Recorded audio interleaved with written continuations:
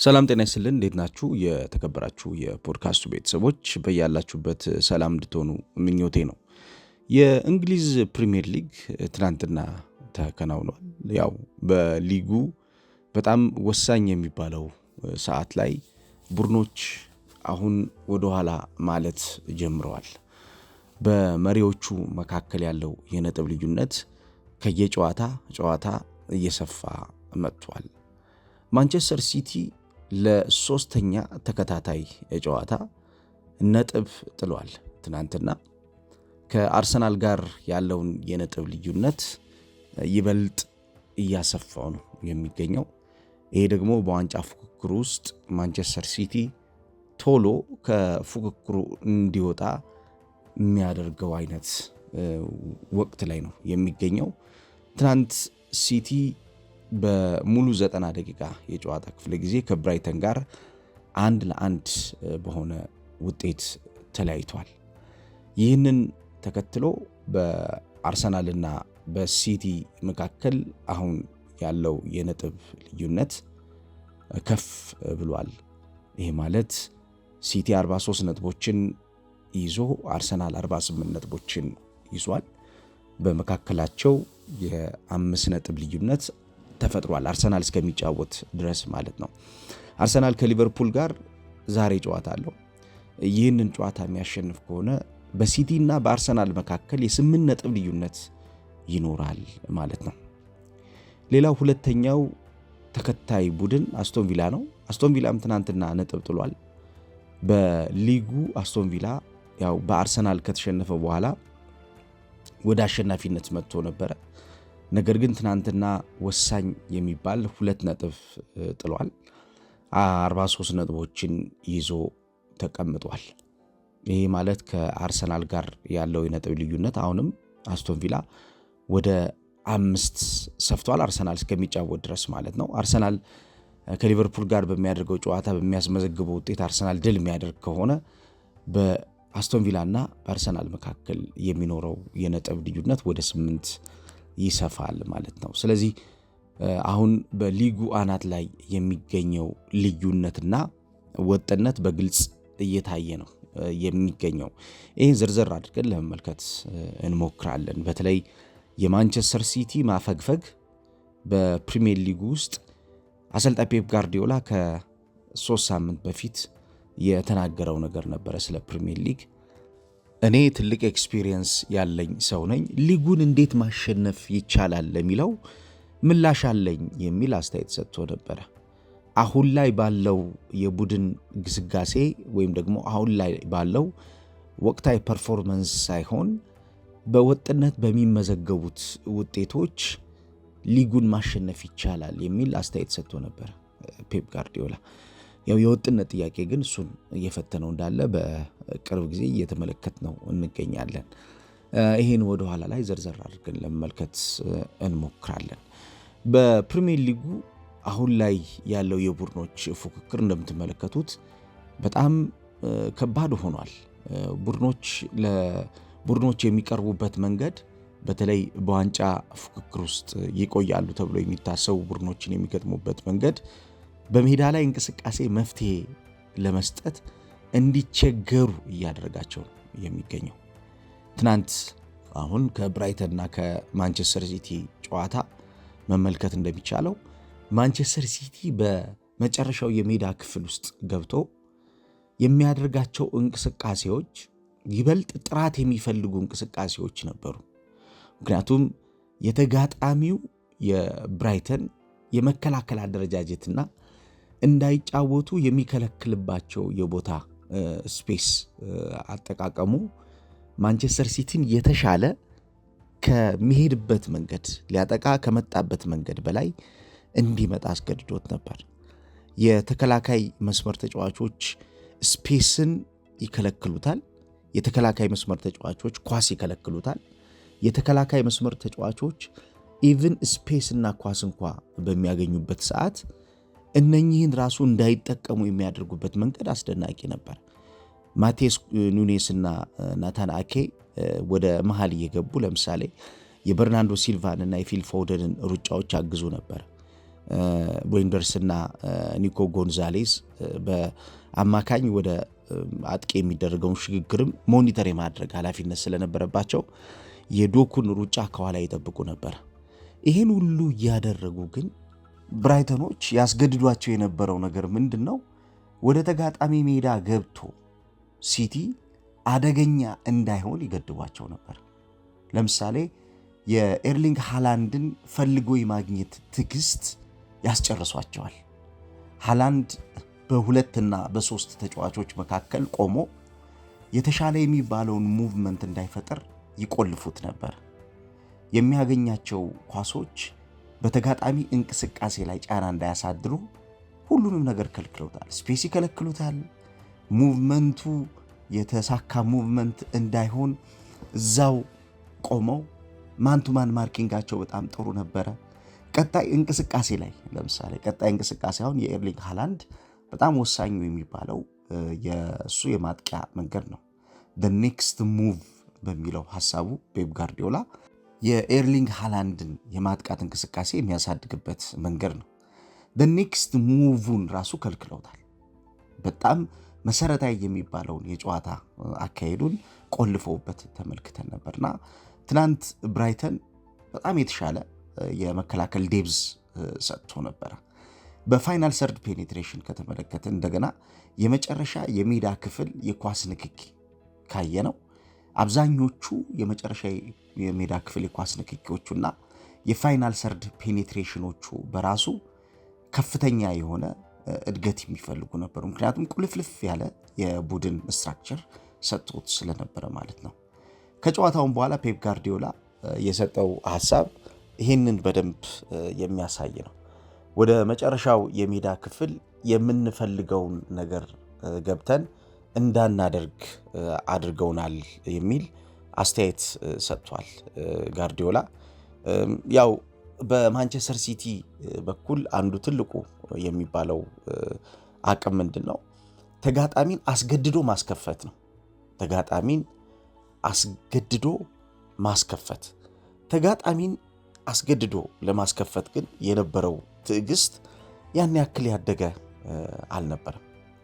ጋርዲዮላ አብዛኛውን በእንቅስቃሴ የማንቸስተር ሲቲ ታርጌት የተደረጉ ሐሳቦች እኛ ከነበርንበት እኛ ከቆየንበት እንቅስቃሴ አንጻር ይበልጥ ማደግ አለባቸው ነበረባቸው የሚል ሐሳብ ሰጥቷል።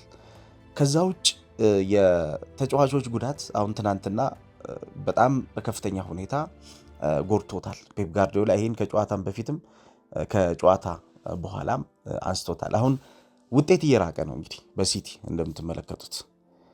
በሲቲ ውጤት ከራቀ በኋላ አሁን ሩበን ዲያዝ፣ ጆን ስቶንስ፣ ጆስኮ ጂቫርዲዮል እነኚህ ሁሉ በእንቅስቃሴ እንግዲህ ሲቲ በሚፈልጋቸው ሰዓት አይገኙም። ከ4 እስከ 6 ሳምንታት ያክል ከሜዳ እንደሚርቁ ተነግሯል። ለምሳሌ የጆስኮ ጂቫርዲዮል ጉዳይ ብንወስድ ጋርዲዮላ ትናንትና ያረጋገጠው ከጨዋታው በፊት ምንድነው? የተሰበረ አጥንት አለው። ይሄ የተሰበረ አጥንት ለመጠገን ኦፕራሲዮን ይፈልጋል እና ሎንግ ተርም ከሜዳ የሚያስርቅ ጉዳት እንደሆነ አረጋግጧል። ማለትም በትንሹ እንግዲህ የ4 ወር ከሜዳ የመራቅ እጣ ፈንታ ይኖረዋል ማለት ነው። የዲፌንሲቭ ኢንጁሪዎቹ ከጌም በፊት የሚፈጥሩብኝ ጫና ከባድ እንደሆኑ አውቃለሁ ብሏል። እናንተም ታውቃላችሁ ነው እያለ ያለው። እያንዳንዱ ተጫዋች በእንቅስቃሴ ውስጥ ያለውን ሚና ታውቁታላችሁ። ስለዚህ በእንቅስቃሴ ውስጥ ያለውን ሚና እንዴት መሙላት አለብኝ ለሚለው የተጫዋቾች የዝውውር ውሳኔ ላይ ፔፕ ጋርዲዮላ ሊገባ እንደሚችል እየተነገረ ነው ያለው። ለምሳሌ የማርጉዊን ከክሪስታል ፓላስ ለማምጣት ከወዲሁ እንቅስቃሴ ለማድረግ እየፈለገ እንዳለ ተገልጿል። በእርግጥ እሱ ይሄን ነገር አላረጋገጠም፣ ግን ፍላጎቱ እንዳለ ተገልጿል። ከዛ ውጭ ወደ ዋትፎርድም ሄዶ ተጫዋች በውሰት ለማምጣት ማክስ አሊን ለማምጣት እንቅስቃሴ እንደሚጀምር ነው እየተነገረ ያለው። ይህን ጋዜጠኞችም ትናንትና በነበረው መግለጫ ጠይቀውታል። ጆሽኮ ጂቫርዲዮልና የሩበን ዲያዝ ከሜዳ መራቅ ግን የማንቸስተር ሲቲ ወሳኝ የሚባል የጨዋታ ጉዞ ላይ ጫና እንደሚፈጥር ግልጽ ነው። በተለይ በእያንዳንዱ የፕሪሚየር ሊግ የዋንጫ ፍክክር ውስጥ እንደዚህ አይነት ዲክቴት የሚያደርጉ ጨዋታን ማዘዝ የሚችሉ የተከላካይ መስመር ተጫዋቾች ሲጠፉ የአሰልጣኞችም ጨዋታን የመቆጣጠርና የማሸነፍ ሁኔታቸው ሬታቸው እየቀነሰ ይመጣል። ጋርዲዮላም ይሄን ነገር ነው ትናንትና የገለጸው። ምክንያቱም የነኚህ ተጫዋቾች አለመኖር በእንቅስቃሴ ቡድኑን እንዴት እንደሚጎዳው ግልጽ ነው። ቡድኑ ከፍተኛ የሆነ ጫና ውስጥ ይወድቃል። አብዝቶ በሚፈጠሩ የቡድን እንቅስቃሴ ጫናዎች ለነዛ እንቅስቃሴዎች ምላሽ መስጠት የማይቻልበት ሁኔታ ከደረሰ ለፔፕ ጋርዲዮላ በጣም ፈታኝ። ምክንያቱም ከዚህም በኋላ የሚገጥማቸው ቡድኖችም ትልልቅ ቡድኖች ከመሆናቸው አንጻር ከዚህ በኋላ በሚገጥማቸው ቡድኖች ውስጥ የሚፈተንባቸው የጨዋታ ቀናቶች ከባድ ከመሆናቸው አንጻር አስቸጋሪ እንደሚሆን ፔፕ ጋርዲዮላ አንስቷል። ለምሳሌ ብንወስድ አሁን ቀጣይ ሲቲ ከማን ጋር ነው የሚጫወተው ካል በእርግጥ በሶስተኛው ዙር የኤፍኤ ካፕ ጨዋታ ከኤክሰር ሲቲ ጋር ነው የሚገናኘው ቅዳሜ። ከኤክሰር ሲቲ ጋር ከሚያደርገው ጨዋታ በኋላ ግን በ13 የሚያደርገው ጨዋታ ይኖራል። ሌላ ጨዋታ አለ። ይህም የኤፍኤል ካፕ የሴሚፋይናል ጨዋታ አለው ከማንቸስተር ሲቲ ከኒውካስል ዩናይትድ ጋር የሚያደርገው ጨዋታ ማለት ነው። እነኚህ ጨዋታዎች እንግዲህ በ3 ቀናት ልዩነት ውስጥ ካደረገ በኋላ 4 ቀን ቆይቶ በጃንዋሪ 17 ማንቸስተር ሲቲ ከማንቸስተር ዩናይትድ ጋር ይጫወታል። ማንቸስተር ሲቲ ከማንቸስተር ዩናይትድ ጋር ጨዋታውን ያደርጋል። ጃንዋሪ 24 ከወልቭስ ጋር ጨዋታውን ካደረገ በኋላ ፌብሩዋሪ 1 ከቶትንሃም ሆትስፐርስ ጋር ተጫውቶ ፌብሩዋሪ 4 ከኒውካስል ዩናይትድ ጋር ይጫወታል። ይሄ በጣም ከባድ የሆነ ፊክስቸር ወደፊት ይገጥመዋል ማለት ነው። ፌብሩዋሪ 8 ከሊቨርፑል ጋር ይጫወታል። ፌብሩዋሪ 11 ደግሞ ከፉልሃም ጋር የሚያደርገው ጨዋታ ይኖራል ማለት ነው እና አብዛኛውን በእንቅስቃሴ ከተመለከት ነው ማንቸስተር ሲቲ ትልልቆቹን ቡድኖች በ4 ሳምንት ውስጥ ያገኛቸዋል። እነኚህን ትልልቅ ቡድኖቹን ለመግጠም ደግሞ በጣም ወሳኝ የሚባሉትን የተከላካይ መስመር ተጫዋቾችን ማጣት እንዴት አስቸጋሪ እንደሆነ ማብራሪያ የሚያስፈልገው ነገር አለ። ወሳኝ የሚባሉ ተጫዋቾቹን እያጣ ነው። ለነኚህ ወሳኝ የሚባሉ ተጫዋቾቹ ምትክ የሚባሉ ወይም ደግሞ በሜዳ ውስጥ ለተፈጠረው ጫና ምላሽ የሚሰጡ ተጫዋቾች ይፈልጋል። አሁን እነኚህን ተጫዋቾች እንዴት ያገኛል ለሚለው ነው ጋርዲዮላም ራሱ ምላሽ ያላገኘው ማለት ነው። በዚህ መሃል እንግዲህ አትራፊ ቡድን የሆነው አርሰናል፣ ምክንያቱም ሲቲ ተከታታይ የጣላቸው ነጥቦች ከዛሬው ከሊቨርፑሉ ጨዋታ በፊት አርሰናል ተደላድሎ በፕሪሚየር ሊጉ አናት ላይ እንዲቀመጥ አድርጎታል። አርሰናል ዛሬ ከሊቨርፑል ጋር ምሽት የሚያደርገው ጨዋታ ይኖራል። 5 ሰዓት ላይ የሚደረግ ጨዋታ ነው። በኤምሬትስ ስቴዲየም የሚደረግ ጨዋታ ነው። ትልቅ ጨዋታ እንደሆነ ግልጽ ነው። ነገር ግን ሁሉ ነገር ተሰጥቶት ነው ለዚህ ጨዋታ የሚቀርበው። አርሰናል አፐር ሃንድ አለው። ነጥብ ልዩነቱ ሰፍቷል። ሳይጫወት በመካከላቸው በተከታዮቹና በሱ መካከል ያለው የነጥብ ልዩነት እድል ይሰጠዋል። ጫናዎቹ እየቀነሱለት መጥተዋል። ሊቨርፑል ወቅታዊ የሆነውን ብቃቱን ከተመለከት ነው ያ የሚያስፈራው ሊቨርፑል አይደለም ዛሬ አርሰናልን የሚገጥመው። በእርግጥ የሊቨርፑል የሜዳ ላይ እንቅስቃሴ ኤክስፔክት የሚደረገው ጫና ቢኖርም እንደ አምናው ግን ያ ጠንካራ የሆነው ሊቨርፑል አርሰናልን በሚፈትንበት አቋም ላይ ይገኛል ማለት አስቸጋሪ ይመስለኛል።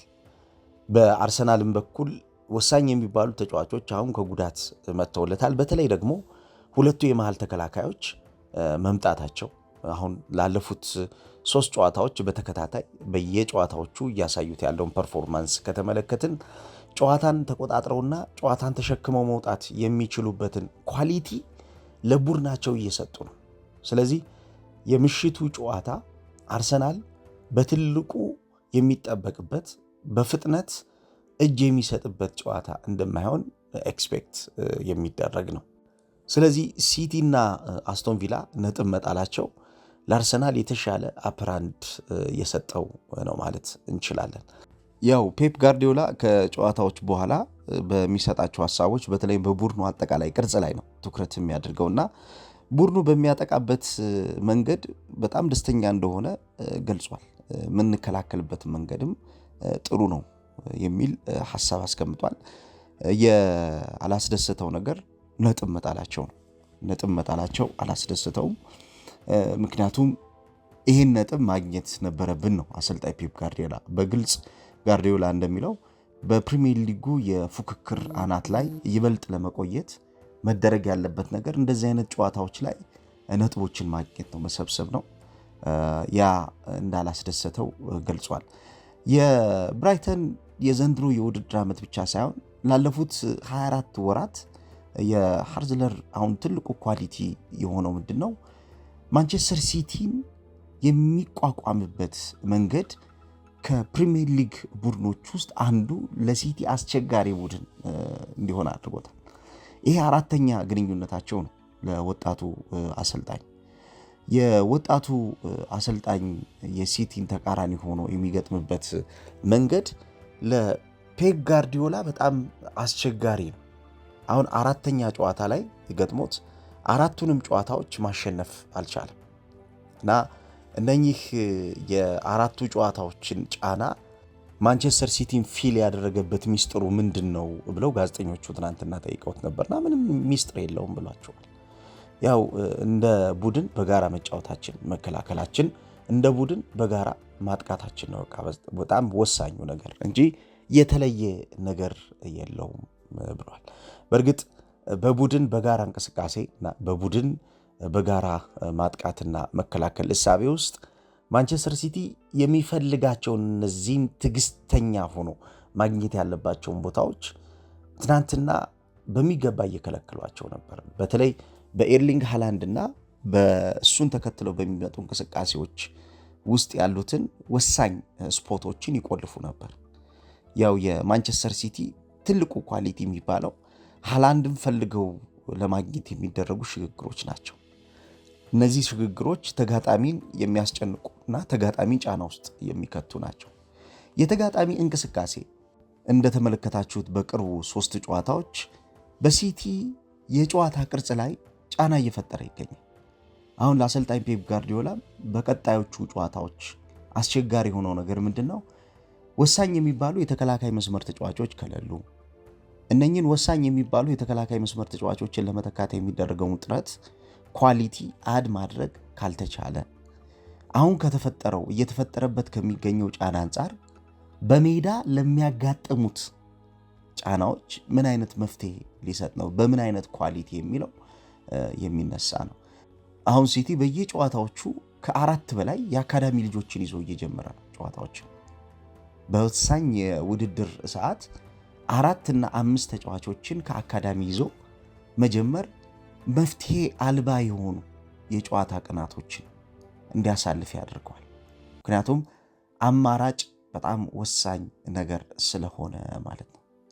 አሁን ላይ ያለውን ዝውውር በዚህ የጥር ተጫዋቾች የዝውውር መስኮት 2 ተጫዋቾች ላይ ፎከስ የግድ ማድረግ ይኖርበታል ማንቸስተር ሲቲ። አንዱ የአንቷን ሴሜንዮ ነው። ትናንትና ለመጨረሻ ጊዜ በበርንመዝ በክለቡ ተጫውቷል። 3ኛ ጎል አስቆጥሮ 3-2 በሆነ ውጤት ቡድኑ ትናንት ማሸነፍ ችሏል። ሁለተኛው የተከላካይ መስመር ተጫዋቹ ማርጉይ ነው። ይሄ ተጫዋች ደግሞ ቅድም እንዳነሳውላችሁ ሁለቱ የመሃል ተከላካዮች መጎዳታቸውን ተከትሎ የነኚህን ተጫዋቾች ቦታ የግድ መሸፈን ያለበት ሰው ይፈልጋልና ለዚህ ቦታ ደግሞ የሚሆነው ሰው እሱ እንደሆነ ነው ኤክስፔክት የሚደረገው። ትናንት ማንቸስተር ሲቲዎች የተጋለጡ የመከላከል ስፔሶች ነበሯቸው።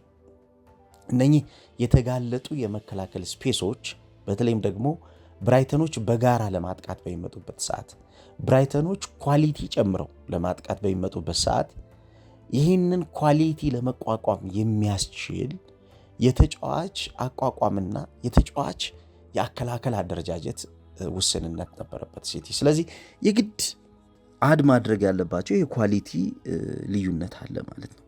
ምክንያቱም ጨዋታዎችን ለማሸነፍ ዊዛውት ኳሊቲ ጨዋታዎችን ማሸነፍ አይቻልም። በኳሊቲ ልታሸንፋቸው የምትችላቸውን ጨዋታዎች ማሸነፍ የምትችልበት ሞመንትን ካልፈጠርክ እያንዳንዱ የጨዋታ ጫና ፊል የምታደርገው የጨዋታ ጫና ነው የሚሆነው። በአስቶን ቪላ በኩልም ሁለተኛ የዋንጫ ተፎካካሪ ከሚባሉ ቡድኖች መካከል አንዱ ነው። ከሲቲ ቀጥሎ አርሰናል ጋር አንገት ላይ እየተነፈሱ ከሚገኙ ቡድኖች መካከል የሚቀመጥ ነው። ነገር ግን የአስቶን ቪላም የመከላከል አደረጃጀት ጉዳት ከማስተናገዳቸው ጋር በተያያዘ ቪክቶር ሊንድሎፍን እየተጠቀመ ነው የሚገኘው አሰልጣኝ ኡናይ ኤምሬ። ወሳኝ የሚባሉ ተጫዋቾች እነ ሚንግስ እና እንዲሁም ደግሞ ፓዎ ቶሬስ በዚህ ቡድን ውስጥ የሉ። የነኚህ ተጫዋቾች ልምድ ያው ቡድኑን እንደሚያጎለው ግልጽ ነው። የኳሊቲ ጉድለቶች አጋጥሟቸዋል። እነዚህ ቡድኖች የኳሊቲ ጉድለቶች በብዛት ሲነሳ የነበረው አርሰናል ላይ ነበር። አሁን ውጤት ሲጠፋ ነው እንደምታውቁት የኳሊቲ ጉድለት የሚመጣው። ያው እነዚህ ቡድኖች በተከታታይ ድል ባደረጉባቸው ጨዋታዎች አብዛኛውን የኳሊቲ ጉድለት አልተነሳባቸውም ነበር። አሁን ውጤት ሲጠፋ የኳሊቲ ጉዳይ መነሳት ጀምሯልና ከዚህ በኋላ ኳሊቲን ፊል ያደርጉታል እንደምታውቁት። ምክንያቱም በሊጉ ዋንጫ ለማንሳት በሚደረገው ሂደት ውስጥ ኳሊቲ በጣም ወሳኝ ነው። የኳሊቲ ማኔጅመንት ላይ አሰልጣኞች ስራ እየሰሩ ያለበት ዋነኛው ምክንያት ዊዛውት ኳሊቲ የሚገኝ ድል እንደሌለ ስለሚያውቁት ነው። ከኳሊቲ ውጭ የሚገኝ ድል የለም። ኳሊቲን ማክሲማይዝ ማድረግ ለቡድኖች በጣም መሰረታዊ ነገር ነው። በተለይ የመከላከል ስትራክቸር በነ ጋርዲዮላም ሆነ በኡናይ ኤምሬ ጨዋታ መንገድ ውስጥ ወሳኙ የጨዋታ ፋውንዴሽን ተከላክለው የሚወጡበትና ተጋጣሚን የሚጠብቁበት እዛው ተጋጣሚ በሚመጣ ሰዓት ተጋጣሚን የሚጠብቁበት መንገድ እንቅስቃሴውን የተሻለ ለመቆጣጠር የሚያግዛቸው ፋውንዴሽንን የሚሰሩበት ሐሳብ ነው። ስለዚህ በዛ ሐሳብ ውስጥ የተሻሉ ተጫዋቾችን እስካላገኙ ድረስ ከዚህ በኋላ በሚደረጉ ጨዋታዎችም ሌላ ያልተጠበቁ ጫናዎች፣ ሌላ ያልተጠበቀ የጨዋታ ብልጫ የሚወሰድባቸው ሞመንቶች ይኖራሉ የሚል ስጋት አለ። በእርግጥም ከዚህ በኋላ ቡድኖች እየከበዱ ነው የሚሄዱት፣ ጨዋታዎች እየከበዱ ነው የሚሄዱት። ስለዚህ ጨዋታዎችን ለማሸነፍ የሚደረጉት ጥረቶች ይበልጥ ማደግ ይኖርባቸዋል። እነኚህ ጨዋታዎች ካላደጉ እነዚህ ጨዋታዎች የተሻለ ተፎካካሪ መሆን የሚችሉባቸውን አፐራንድ ካልሰጧቸው ሊቸገሩ እንደሚችሉ ኤክስፔክት ይደረጋልና አትራፊው እንግዲህ አርሰናል ነው። በትናንትናው የፕሪሚየር ሊጉ ወሳኝ የሚባለው ጨዋታ አርሰናል ከሲቲ እና ከአስቶን ቪላ ነጥብ መጣል ተጠቅሟል።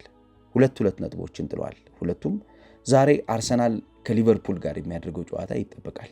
ይህን ጨዋታ አርሰናሎች የሚያሸንፉ ከሆነ ይበልጥ ወደ ፕሪሚየር ሊግ ግስጋሴ የሚያደርጉትን ጉዞ አስተማማኝ ያደርጉታል ማለት ነው።